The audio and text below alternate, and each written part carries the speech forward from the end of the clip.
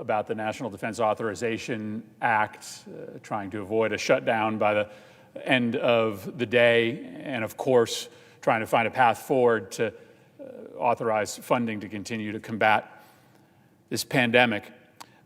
But it is worth noting today that an effort to overturn the 2020 election continues, and in many ways is picking up steam. And we need to talk about the consequences for the nation. Democracies are really fragile things. Ours only continues because we make choices so that it can remain. Our government really isn't the piece of paper upon which the Constitution is written. Our government, where voters, citizens, not kings or monarchs or oligarchs, decide who governs, it's made possible by a series of decisions that we make every single day to put the rule of law ahead of our own political power or the position of our political party. That is the history of America, our decision that democracy comes first, not the perpetuation of our own political power. Right now, the most serious attempt to overthrow our democracy in the history of this country is underway. Those who are pushing to make Donald Trump president for a second term, no matter the outcome of the election, are engaged in a treachery against their nation. You cannot, at the same time, love America and hate democracy. But as we speak, a whole lot of flag-waving Republicans are nakedly trying to invalidate millions of legal votes because that is the only way that they can make Donald Trump president again. It is the only way they can make Donald Trump president again because he didn't win. Our democracy, the citizens of this country, chose Joe Biden to be president of the United States. He won the popular vote in a landslide, and he won the Electoral College by a substantial margin. But now, Republicans have decided, not all Republicans, but far too many, have decided that if democracy can't keep Trump in power, then democracy ceases to have any real purpose. Because to Republicans who are supporting these continued efforts to invalidate the election, their loyalty is to Donald Trump, not to the nation or our system of government. Their number one goal is to keep Trump in power. And if that means throwing out the election, turning America into something other than a democracy in which the voters get to choose their leaders, then so be it. Here's the latest. This lawsuit is supported by 106 House Republicans. That's more than half of the Republicans who serve in the House of Representatives. It is supported, apparently, by many Senate Republicans as well. This lawsuit is an attempt to overthrow democracy. Now, you can laugh at it, you can scoff at it, you can suggest that it has no chance to prevail if it reaches the 9 Supreme Court justices. But let's be clear about what it argues, and let's be clear about the consequences for so many elected officials at the highest level of American government supporting this lawsuit. What it argues is that the votes in 4 states, Pennsylvania, Georgia, Wisconsin, and Michigan, should be thrown out because Trump didn't win. And it asks for the state legislatures, controlled by Republicans, to appoint electors instead. Now, there are a bunch of vague, unsourced claims about voter fraud in this lawsuit, but there's not a shred of evidence for these claims. And all of the individual lawsuits trying to allege voter fraud, trying to create contests about how laws were modified regarding voting in these states, have all lost. Importantly, the lawsuit doesn't ask for another canvass or another count. It just asks for the votes in these states to be disregarded and for Republican politicians in these states to make the choice instead. Now, already in Pennsylvania, the state's legislature's Republican leadership has expressed support for appointing electors that would choose Donald Trump. Let me say that again. This lawsuit says that in Pennsylvania, the state legislature should choose the electors, not the people. And in Pennsylvania, the leadership of the Republican Party in the legislature has expressed support for appointing electors that will choose Donald Trump instead of Joe Biden, despite the fact that Joe Biden won the state of Pennsylvania by 80,000 votes. 80,000 votes. This isn't 500 votes like Florida in 2000. 80,000 votes. The request of this lawsuit is clear. Throw out the votes in these 4 states that Joe Biden won and just give the election to Donald Trump instead.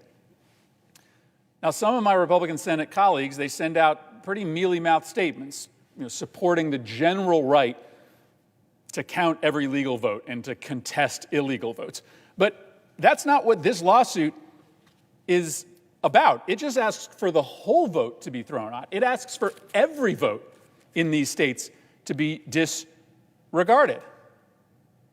Now, other Republicans who haven't signed on to this suit suggest that it won't succeed in the Supreme Court. It's a sideshow, so why really care? Well, we have to care. The majority of Republican members of Congress believe that Donald Trump should be named president again, despite the fact that he lost, and lost by a lot. It wasn't close in the popular vote or the Electoral College. We should care because this attempt to overthrow democracy, it won't be successful this time. Joe Biden is going to be president, but it plainly shows us the direction that the Republican Party is heading, and they control governments in a lot of really important states and jurisdictions. The majority of Republicans in the House of Representatives apparently believe that if a Democrat wins an election, it's illegitimate by definition. There is no evidence of fraud or stolen votes or vote rigging in the 2020 election. You can be mad about the fact that states allow for mail-in voting, but Republican and Democratic states allow for it. You can be angry that the majority of those votes this year were cast in favor of Joe Biden in many of these states, but in previous years, the majority of mail-in votes have been favoring Republicans. But no matter the lack of evidence about voter fraud, Republicans, including the president, have just come to the conclusion that Democrats must have cheated because, Democrats are evil and lots of people show up to Trump rallies and, there's just no way that all those people could have voted for Joe Biden because Fox News and Newsmax and RT, they tell us that Trump is just so popular. Now, this mindset won't win out this time. Joe Biden's going to be president. But what about next time? What if the next presidential election is closer? What if 2024 comes down to just one state? It's a lot easier to steal one state. What if these radical anti-Democrats get control of more Secretary of State offices or election boards? And there's a close race for governor in 2022 or the U.S. Senate. And these same people who support the Texas lawsuit decide again that there's no way a Democrat could have won our state. And so by definition, it's got to be fraudulent, despite the lack of evidence. So let's just throw out the result and choose a Republican. I know that this kind of sounds far-fetched, but this is exactly what this lawsuit is asking for.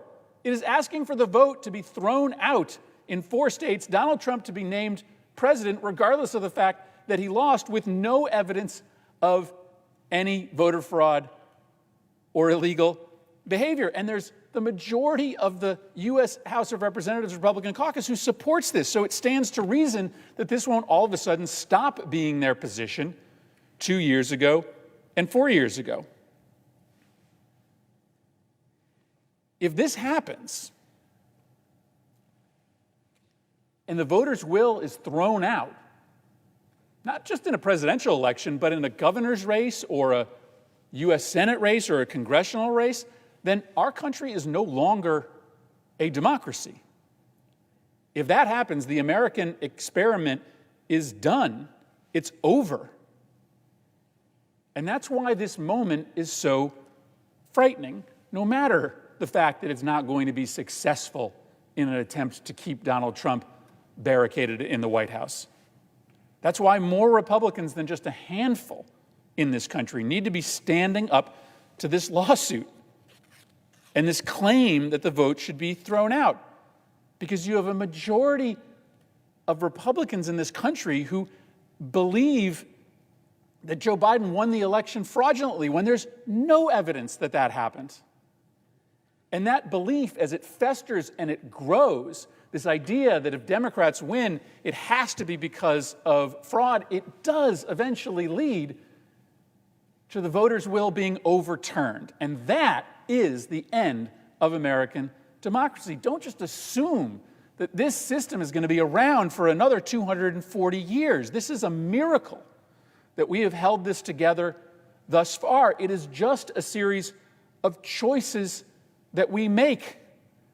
The Constitution itself is not strong enough, is not durable enough without all of us making a decision that even if we lose an election, even if that means that temporarily our political power is lessened, that we accept the result, because what matters most in this country is what the voters choose, not how it affects us.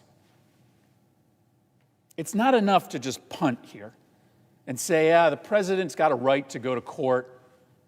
Let's just see what happens. Because when the overthrow of democracy is beginning and you're sitting on the sidelines, you're a collaborator. And there are way too many high-profile Republicans who march around the world giving speeches about the importance of protecting democracy who are awfully silent when the attempted overthrow is happening in their own country. Nobody can stay silent right now.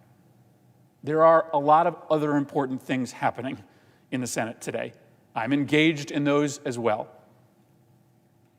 It is true, this effort to overthrow the 2020 election is not going to bear fruit. And so it is tempting to just work on the other things and to ignore this lawsuit and these attempts, because this time it won't be successful. But all of this effort, supported by so many mainstream Republicans, it's setting a precedent, and it's creating conditions that could easily overthrow the next election.